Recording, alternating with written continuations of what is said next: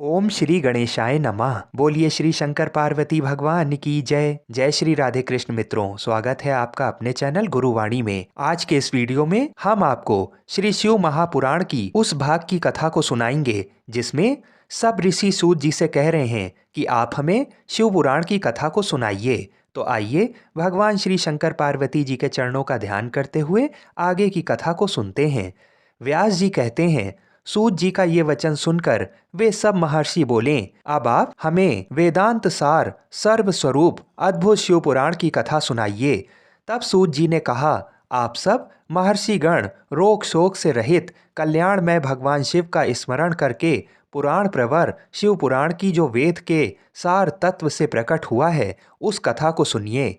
शिव पुराण में भक्ति, ज्ञान और वैराग्य इन तीनों का प्रीतिपूर्वक गान किया गया है और वेदांत वेग सदस्तु का विशेष रूप से वर्णन है। इस वर्तमान कल्प में जब सृष्टि कर्म आरंभ हुआ था, उन दिनों 6 कुलों के महर्षि परस्पर वाद विवाद करते हुए कहने लगे, अमुक वस्तु सबसे उत्कृष्ट है और अमुक नहीं है। उनके इस विवाद ने अत्यंत महान रूप धारण कर लिया। तब वे सब के सब अपनी शंका के समाधान के लिए सृष्टिकर्ता अविनाशी ब्रह्मा जी के पास गए और हाथ जोड़कर विनय भरी वाणी में बोले, प्रभु, आप संपूर्ण जगत को धारण पोषण करने वाले तथा समस्त कारणों के भी कारण हैं। हम ये जानना चाहते हैं कि संपूर्ण तत्वों में परे परात्पर पुराण पुरुष कौन है। तब ब्रह्मा जी ने कहा, जहाँ से मन सहित वाणी उन्हें ना पाकर लौट आती है तथा जिनसे ब्रह्मा विष्णु रुद्र और इंद्र आदि से युक्त ये संपूर्ण जगत समस्त भूतों एवं इंद्रियों के साथ पहले प्रकट हुआ है, वे ही ये देव महादेव सर्वज्ञ एवं संपूर्ण जगत के स्वामी हैं। ये ही सबसे उत्कृष्ट हैं। भक्ति से ही इनका साक्षात्कार होता है, दूसरे किसी उपाय से कहीं इनका दर्शन नहीं होता है। रुद्र, हरिहर तथा अन्य देवेश्वर सदा उत्तम भक्ति भाव से उनका दर्शन करना चाहते हैं। भगवान शिव में भक्ति होने से मनुष्य संसार बंधन से मुक्त हो जाता है। देवता के कृपा प्रसाद से उनमें भक्ति होती है और भक्ति से देवता का कृपा प्रसाद प्राप्त होता है। ठीक उसी तरह जैसे यहाँ अंकुर से बीज और बीज से अंकुर पैदा होता है, इसलिए तुम सब महर्षि भगवान शंकर का कृपा प्रसाद प्राप्त करने के लिए भूतल पर जाकर महासहस्त्र वर्षों तक चालू रहने वाले एक विशाल यज्ञ का आयोजन करो। इन यज्ञपति भगवान शिव की ही कृपा से वेदोक्त विद्या के सारभूत साध्य साधन का ज्ञान होता है।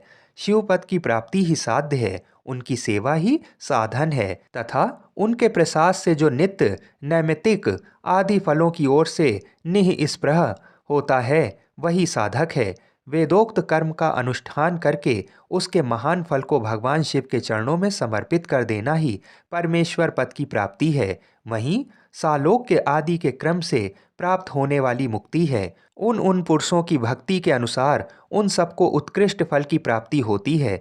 उस भक्ति के साधन अनेक प्रकार के हैं जिनका साक्षात महेश्वर ने ही प्रतिपादन किया है। उनमें से सारभूत साधन को संक्षिप्त करके मैं आपको बता रहा हूँ। कान से भगवान के नाम गुण और लीलाओं का श्रवण, वाणी के द्वारा उनका कीर्तन तथा मन के द्वारा उनका मनन, इन तीनों को महान साधन कहा गया है।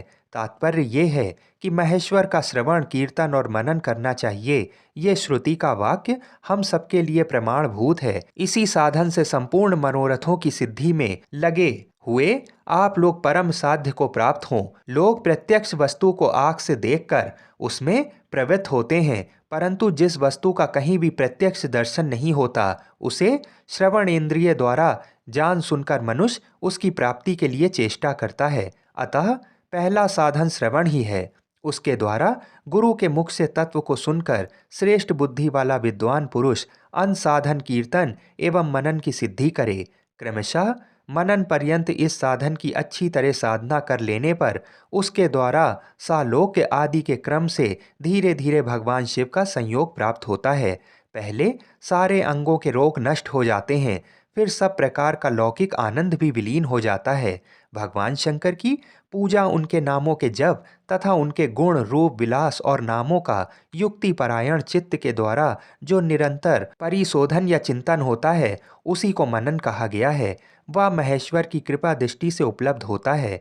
उसके समस्त श्रेष्ठ साधनों में प्रधान या प्रमुख कहा गया है। तब सूत जी कहते हैं, मुनीश्वरों, इस साधन का महात्म्य बताने के प्रसंग में मैं आप लोगों के लिए एक प्राचीन वृतांत का वर्णन करूंगा, उसे ध्यान देकर आप सुने। पहले की बात है, पराशर मुनि के पुत्र मेरे गुरु व्यास देव जी सरस्वती नदी के सुंदर तट पर तपस्या कर रहे थे। एक दिन सूर्य तुल्य तेजस्वी विमान से यात्रा करते हुए भगवान सनत कुमार अकस्मात वहां जा पहुंचे। उन्होंने मेरे गुरु को वहां देखा। वे ध्यान में मग्न थे। उससे जगने पर उन्होंने ब्रह्मपुत्र सनत कुमार जी को अपने सामने उपस्थित देखा। देखकर वे बड़े वेग से उठे और उनके चरणों में प्रणाम करके मुनि ने उन्हें अर्घ्य दिया और देवताओं के बैठने योग्य आसन भी अर्पित किया। तब प्रसन्न हुए भगवान सनत कुमार विनीत भाव से खड़े हुए व्यास जी से गंभीर वाणी में बोले, हे मुनि, तुम सत्य वस्तु का चिंतन करो। वह सत्य पदार्थ भगवान शिव ही हैं जो तुम्हारे साक्षात्कार के विषय होंगे। भगवान शंकर का श्रवण, कीर्तन, मनन, ये तीनों महत्तर साधन कहे गए हैं। ये तीनों ही वेद सम्मत हैं।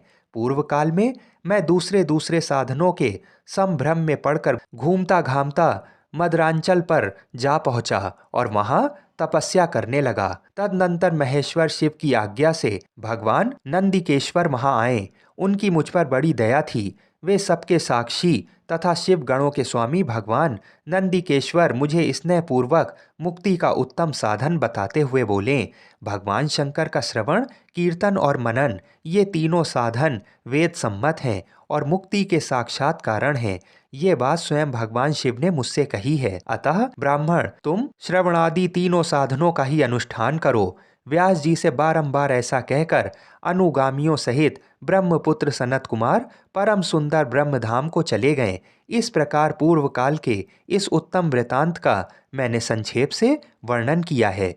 तब ऋषि बोले, सूत जी, श्रवण आदि तीनों साधनों को अपने मुक्ति का उपाय बताया है, किंतु जो श्रवण आदि तीनों साधनों में असमर्थ हो, वह मनुष्य किस उपाय का अवलंबन करके मुक्त हो सकता है? किस साधनभूत कर्म के द्वारा बिना यत्न के ही मोक्ष मिल सकता है, ये भी हमें बताइए। आगे की कथा को सुनने के लिए हमारे चैनल को अवश्य सब्सक्राइब करें। हर हर महादेव।